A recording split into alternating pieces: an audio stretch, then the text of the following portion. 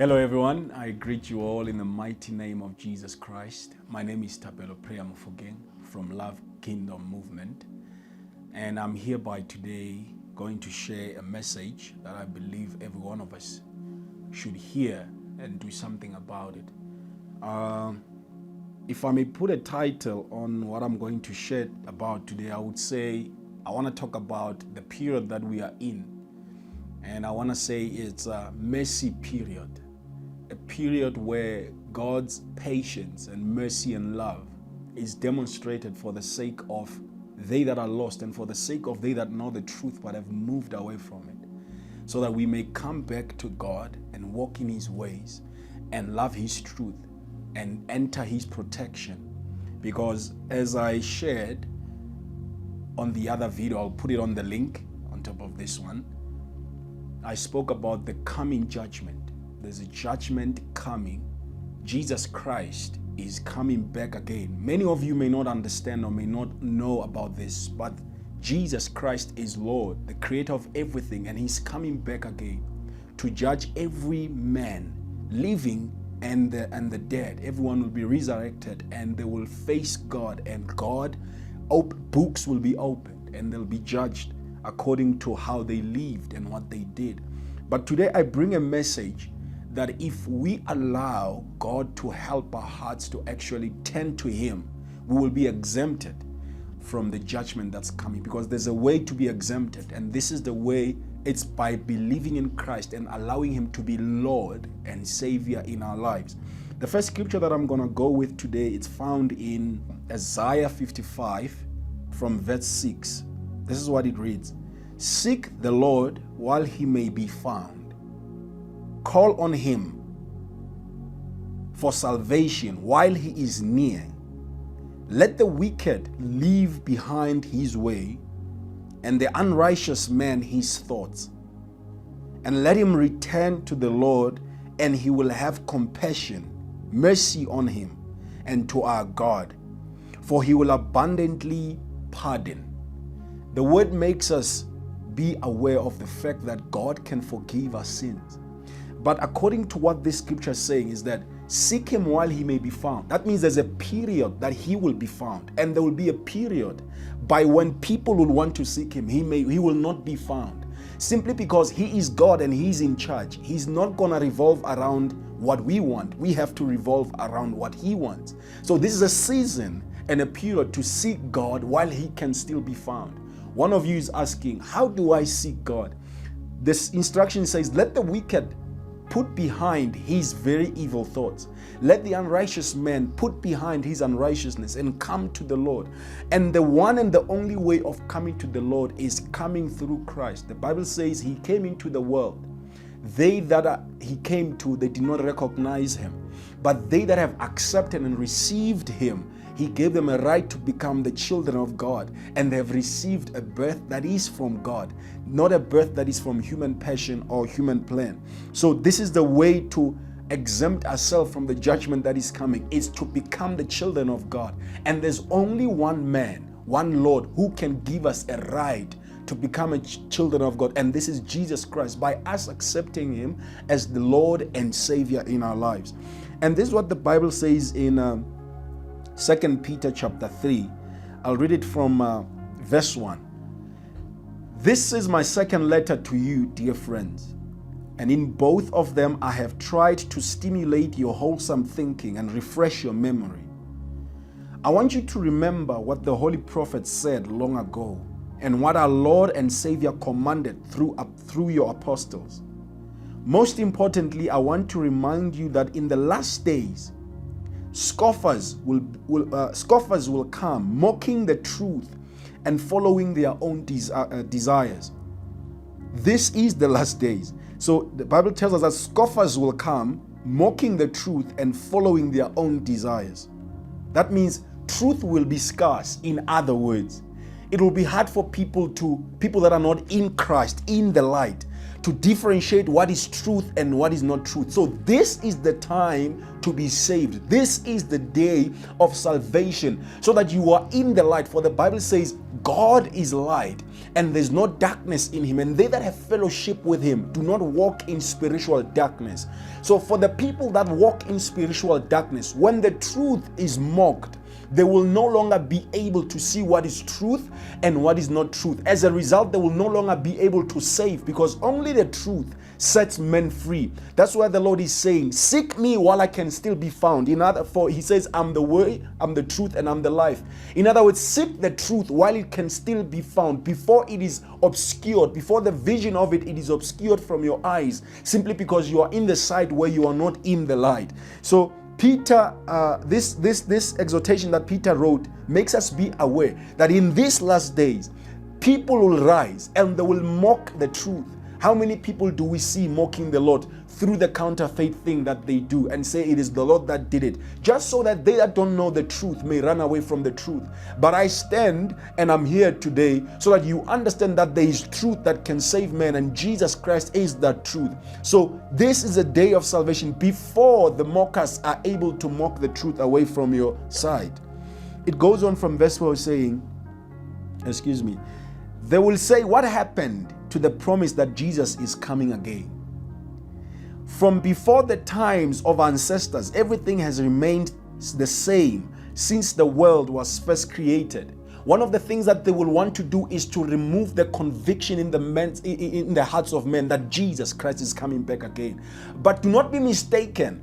Jesus Christ is coming back again, whether someone is still in the conviction thereof or not. Jesus Christ is still coming back again. And I'm rising as a voice to enforce or to reinforce the truth and the conviction that Jesus Christ is coming back again. And one of the things that we're going to pray about today is that may the Lord refresh, or may the Lord just put a new conviction in our lives that Jesus Christ is coming back again, because this is when we will begin to live our lives in preparation of the day that he is coming. Then we will be found pleasing before the Lord, because we have this hope that Jesus Christ is coming back again. So scoffers will rise, and their main aims is to remove the conviction of truth out of the conscience of people.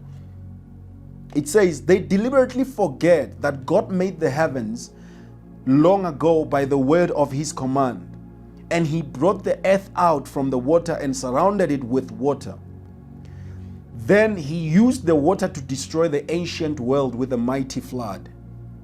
The same God who destroyed the ancient world with the mighty flood is the same God today that will destroy the very same heaven and earth with fire, and everyone that does not know Christ and have received Christ along with it.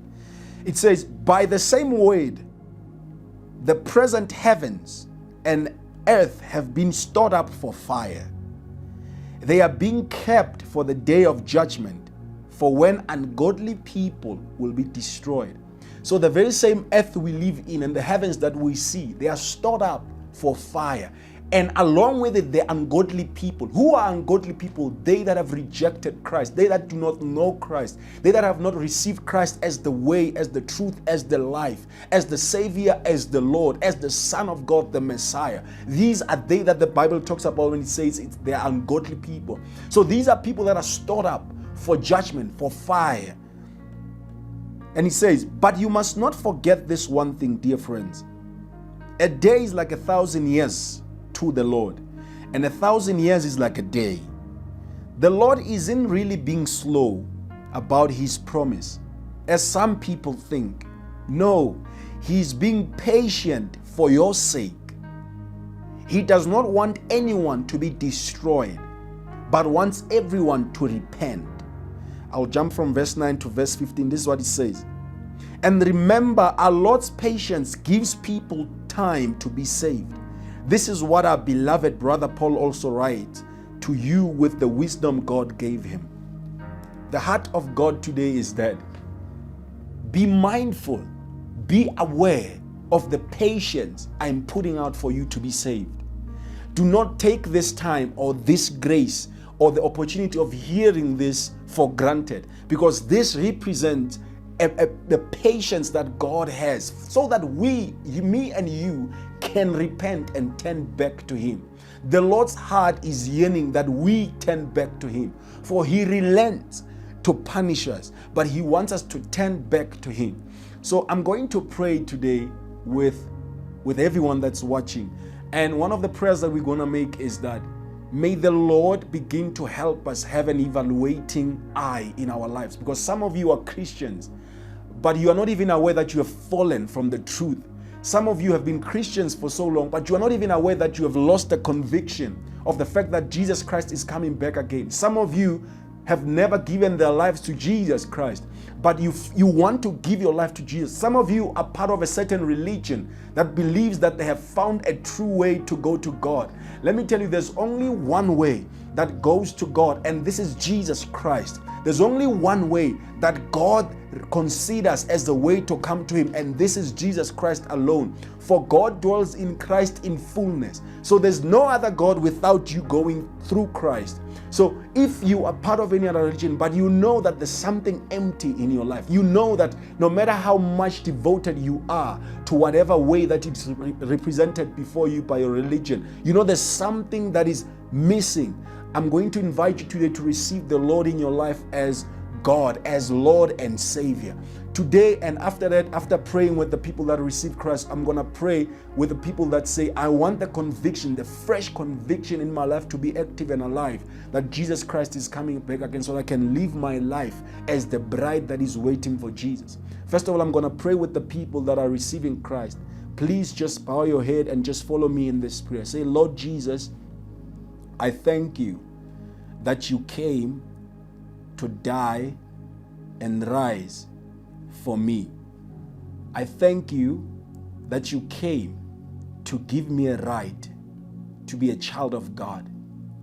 Today, Lord, I fully accept you as the Lord and as the Savior, as the Son of God and as the Messiah. I give you right to every part of my life, every part of my family.